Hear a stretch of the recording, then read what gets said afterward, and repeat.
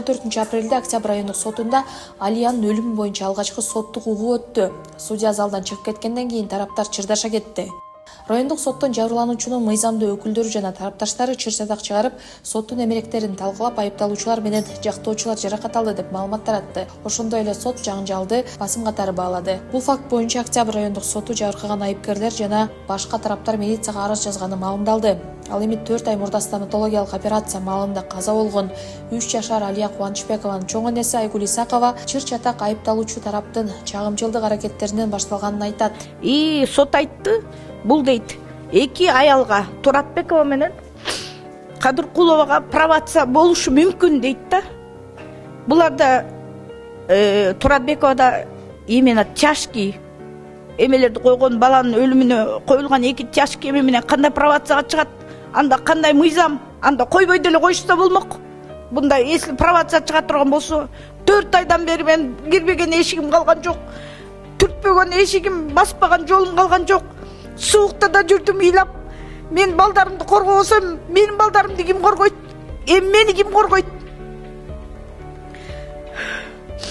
Залдан сот чыгып кетери менен ушундай эме провокация болду. Айтышуулар болду. Айтышуулардан кийин тиги Талайбековдун менин келиним эми айтат да, ичи күйгөндөн кийин айтты. Менин балам кана деп ыйлап тиги кимге Айганышка ушундай алда ушундай акыбалда жүрөт азыр. Психический немелерде. Муну бардыгы адамдардын баары түшүнүшсө керек. Энеси болгондон кийин кыйын экен. Десе Талайбеков төштөн ары бир койду. Бир койгондо балам кантип келинчегин защита кылбайт. Ошол жерден экөө чабыша кетти. Чабыша кетсе, чабыша кетти, милициялар ажыратышты. Бирок адвокаттар тартып турду. Бир да адвокатка эч ким кол көтөргөн жок. Мунун бардыгы жазалган, шылтаган эмелер да. Мына кыргыз элин көрүп турат. Мен ушунча адвокатка жетөө жабырланды дейт. Жетөөнтең мен сабап саламбы? Мен кебетем деле көрүңүздөр өзүңүздөр. Мен может тиги Айганышты чапсам чапкандырмын. Мен күнөөмдү мойнума алам, чаптым. Мен ошо Айганыш менен Талайбеков менен мыйзам түрүндө менин да жазамды берсин. Мен качпайм жазадан. Данияр Талайбеков операция жасаган стоматолог Айганыш Кадыркулованын жолдошу Алия каза болгондон кийин жубайына тиешелүү документтерди арткы дата менен жасатканын камалган Дентамакс клиникасынын башчысы Байыш Шамурзаевдин жубайы айтып чыккан.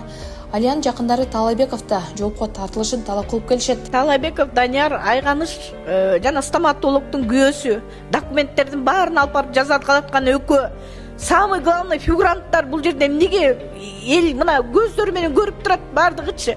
Биз суранат элек ушул СМИнин баары барып ачык сот өтсө эл түшүнөт эле. Булар сатылганын, сатып алганын, сатпаганын бардыгын билет эле. Жок, бул жердечи бүт жазалгаланган.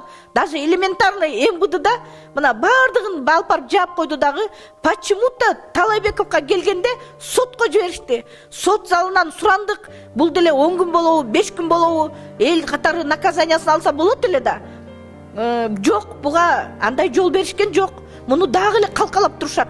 Бул жерде дагы бир сот бар экен, Эрматов деген. Ушул калкалап атат деген. Генеральный прокуратура да муну ушакка чейин калкалап келди. МВД да калкалап келди. Булар деген болгон акчасын барын ошолорго берип, эми сотту сатып алганга сатып албайт деп ким кепилдик берет? Мына соттун башталышында эле уже бизге предупреждение берди, уже 2 ай провокацияга кетиш керек. А эмнеге жасалган кылып? Эгерде менин башка адамдар эме болсо, адамдын өлүмү эмне эч кандай тиги жазасыз калабы? Ойноп барган баламдын өлүмүнө ким күнөөлүү анда?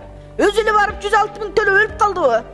Алиянын өлүмү боюнча анестезиолог Айнура Туратбекова, Акунбаев атындагы медициналык академиянын медициналык борборунун директору Мухтарбек Исхаков, Дентамакс жеке клиникасынын директору Байыш Шамурзаев камакка алынган. Ал эми операция жасаган стоматолог Айганыш Кадыркулова үй камагында.